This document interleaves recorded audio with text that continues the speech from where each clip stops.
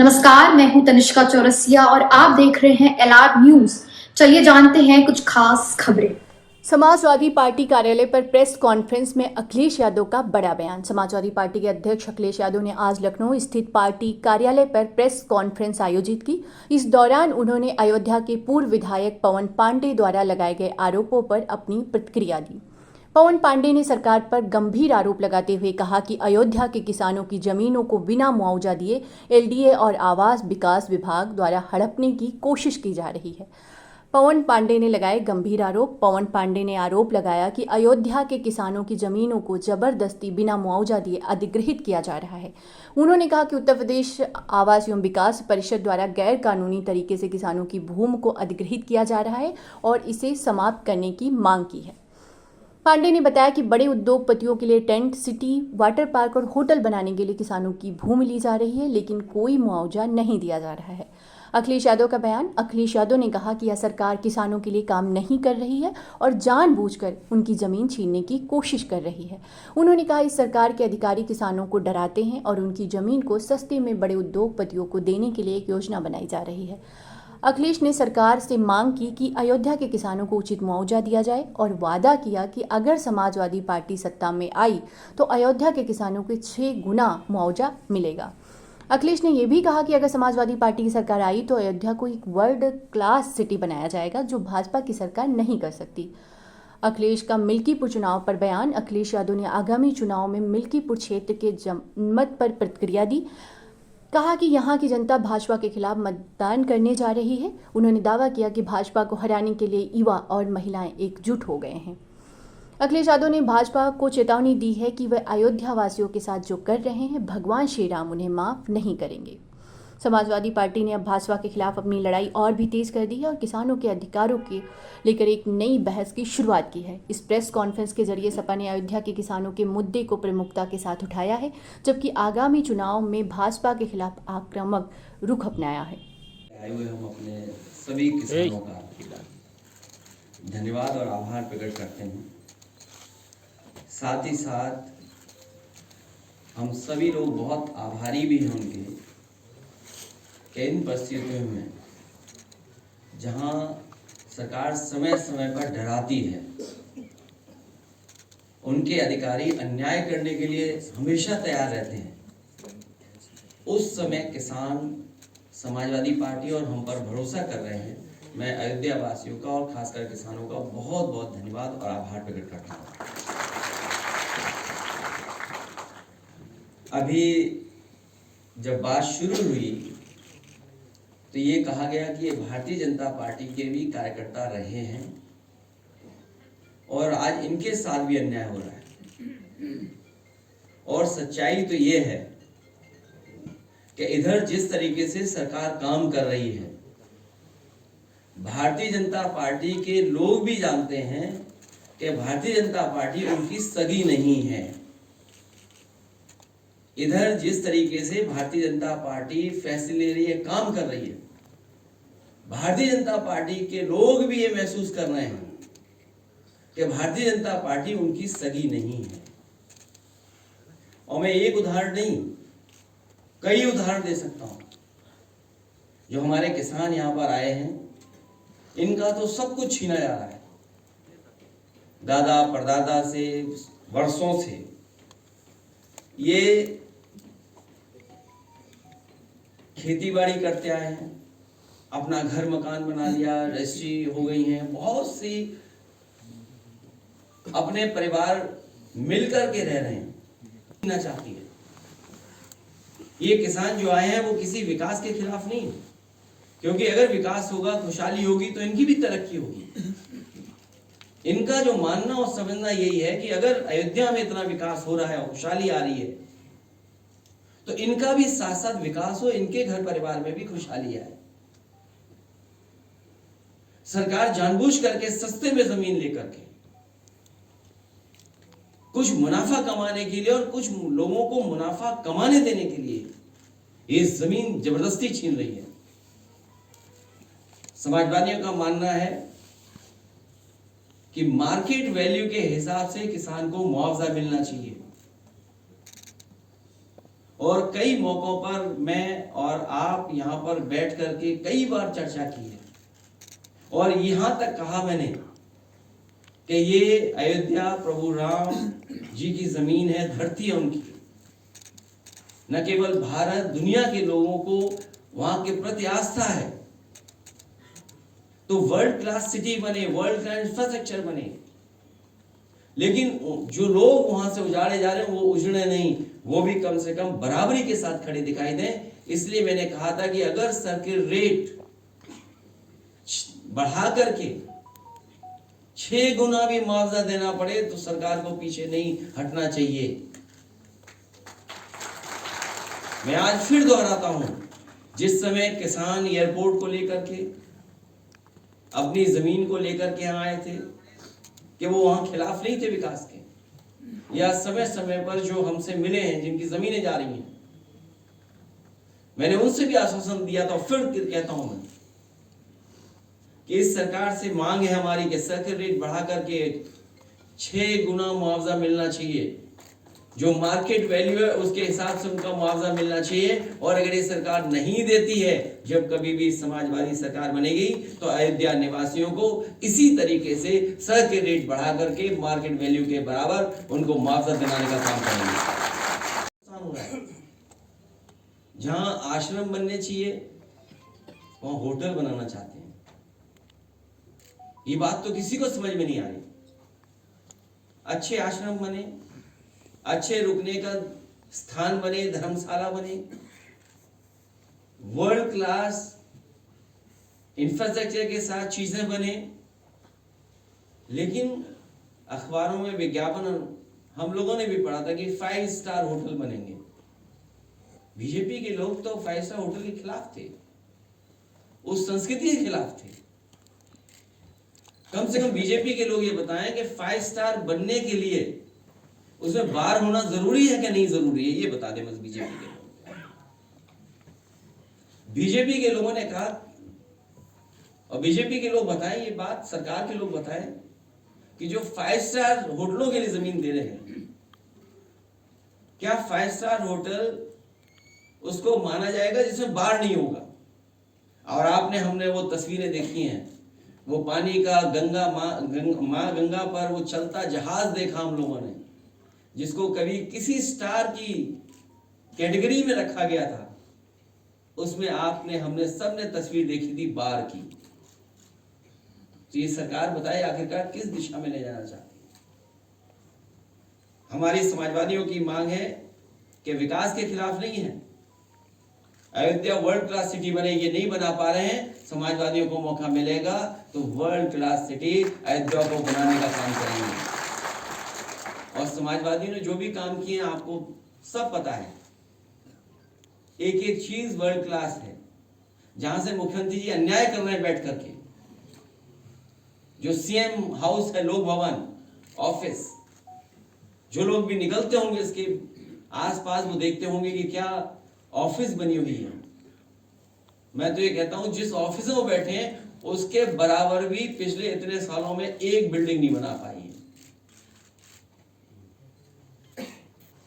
मुझे खुशी है यहाँ के किसान हमारे साथ आए हैं और उन्हें भरोसा है समाजवादियों पर। मिल्कीपुर में भी चुनाव है, वहां पर पीडीए के प्रतिनिधि लड़ रहे हैं चुनाव। पीडीए के प्रतिनिधि ही समाजवादी पार्टी के प्रत्याशी हैं और उत्तर प्रदेश का, देश का सबसे बड़ा उपचुनाव होने जा रहा है।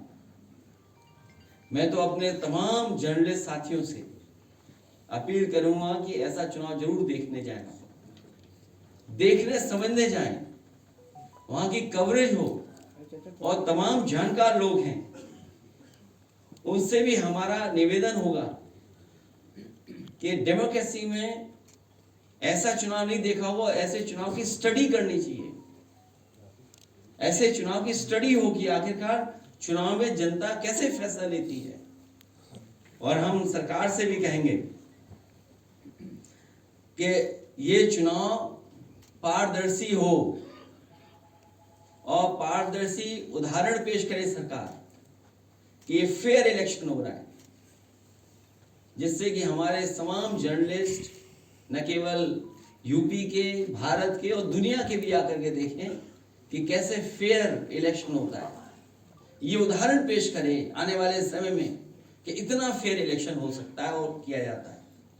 और सच्चाई तो ये है कि मिल्कीपुर में भी इनके पैर उखड़ते हुए नजर आ रहे हैं।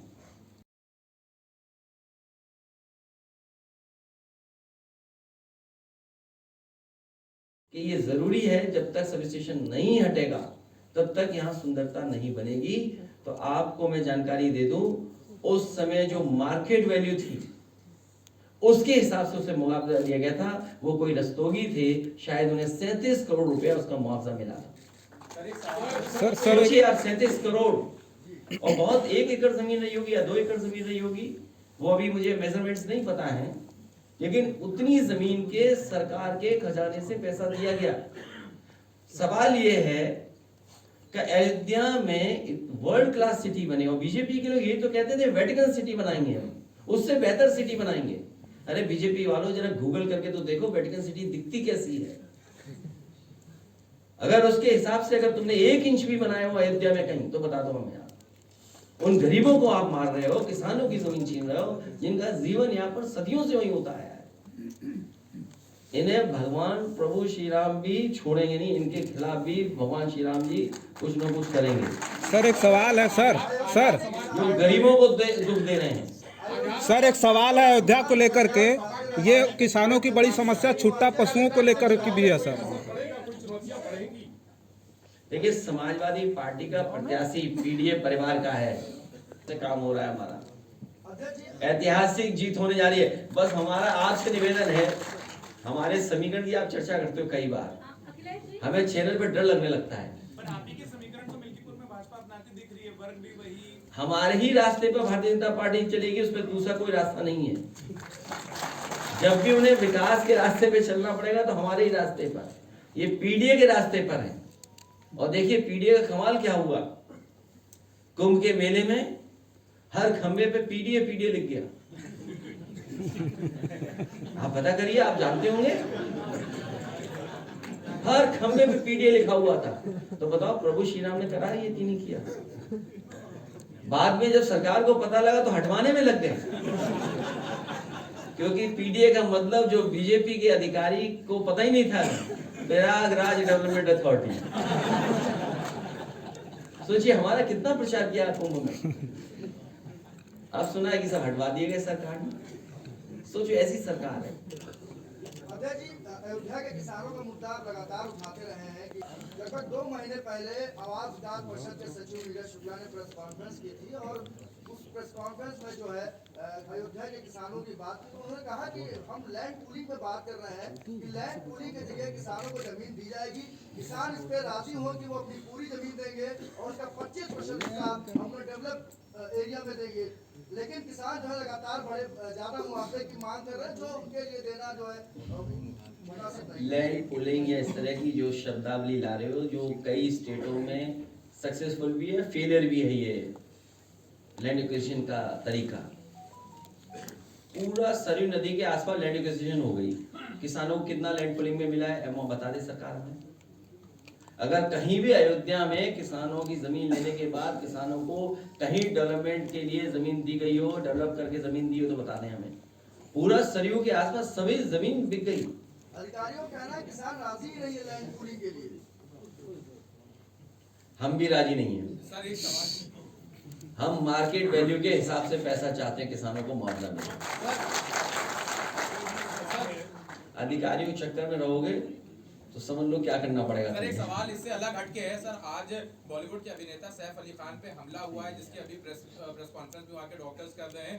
6 जगह हमला हुआ था, चाकू का टुकड़ा भी उनकी रीढ़ की हड्डी से मिला है।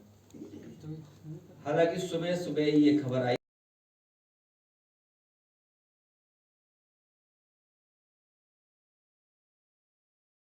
क्या कारण है, किस कारण हुआ है, ये हमारी जानकारी में नहीं है, इसलिए हम इस पर कोई टिप्पणी नहीं कर सकते। लेकिन इस तरह की घटना किसी बड़े व्यक्ति के साथ न हो। आप लगातार दिल्ली को जाने के लिए पत्रकारों पर जोर दे रहे हैं, कुछ धमाका होने वाला है क्या वहाँ पे? नहीं, हम तो चाहते हैं कि फेयर इलेक्शन हो, इसलिए आपको भेज रहे हैं। अखिलेश जी, महाकुंभ में एक आंकड़ा जारी किया गया है कि रेलवे और बस से सिर्फ 16 लाख आदमी सफर कर पाए।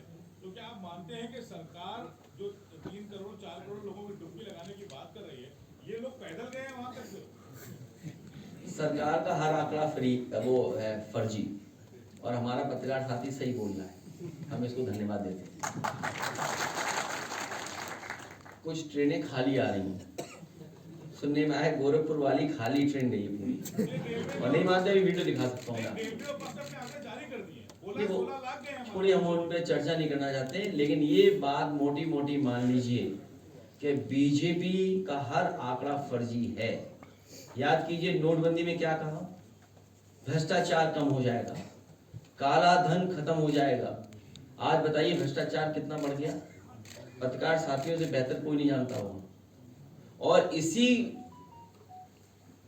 नोटबंदी के बाद जीएसटी आ गया, जीएसटी से बताओ व्यापारियों का नुकसान हुआ कि नहीं हुआ, व्यापारी बर्बाद हो गया। और अभी नई तरह की लड़ाई चल रही है, कानपुर में सभी कारोबारी कानपुर छोड़ करके जा रहे हैं। सोचिए कारोबार अगर चला गया कानपुर से, ये कारोबार तो ला नहीं पाए। याद कीजिए इन्होंने कितना बड़ा आयोजन किया था, इन्वेस्टमेंट मीट। इन्वेस्टमेंट मीट का तो कुछ हुआ नहीं, कोई इन्वेस्टमेंट स्टेट के पास नहीं आया। लेकिन जो कारोबारी पहले से थे, जिनका कारोबार हो रहा था, चल रहा था, वो कानपुर छोड़ करके जा रहे हैं, लखनऊ छोड़ करके जा रहे हैं। ये इनकी जीएसटी वसूली और इनके भ्रष्टाचार की वजह से छोड़ करके जा रहे हैं। जब ये खबरें और लोग जानेंगे तो जो उत्तर प्रदेश में इन्वेस्टमेंट करना भी चाहते थे, वो इस तरह की लूट और बेईमानी के बाद कोई भी यहां पर इन्वेस्ट करने नहीं आ रहा है। और सोचिए झगड़ा क्या है, झगड़ा पता नहीं क्या है। अभी गोरखपुर में एक उद्योगपति जो भारतीय जनता पार्टी के समर्थक थे बहुत, की टैक्स चोरी का सवाल उठाया, 200 करोड़ बढ़ा देते हैं। इसी तरह कानपुर वाले जानते होंगे, भारतीय जनता पार्टी के बहुत बड़े समर्थक, उनके यहां भी छापा पड़ा। तो ये बात मैं इसलिए कह रहा हूं कि भारतीय जनता पार्टी के लोग भी अब जान गए हैं कि भारतीय जनता पार्टी उनकी भी सगी नहीं बची है। सर, कुंभ नगरी में भाजपा नेता को पुलिस ने पीट के बेहोश कर दिया। वो मैंने ट्वीट कर दिया, वो एसटीएफ का सवाल है। सर, नई दिल्ली में भाजपा के विधानसभा प्रत्याशी हैं प्रवेश वर्मा, जूते बांट रहे हैं मतदाताओं को। मैं कुछ नहीं कहूंगा उस पर। में है 6 मंत्रियों के साथ बीजेपी के, बाकी कोई छोड़ गए, इन्हें भी ले जाओ।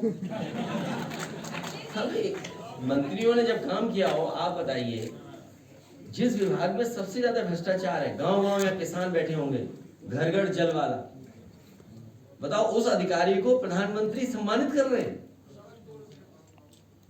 आप हमसे बेहतर समझते होंगे, पत्रकार साथी यहाँ बैठे हुए लोग। मंत्री नहीं बन पाया एक, जिस व्यक्ति को मंत्री बनना था नहीं मंत्री बना पाए, दूसरे को मंत्री बनाया गया। और जिस अधिकारी पे सबसे ज्यादा सवाल उठते हैं, उंगली उठते हैं, उसे बताओ प्रधानमंत्री का अवार्ड मिल रहा है। सोचिए आप। 4 बार मुख्यमंत्री जा चुके हैं मिर्कीपुर, आप कब जाएंगे?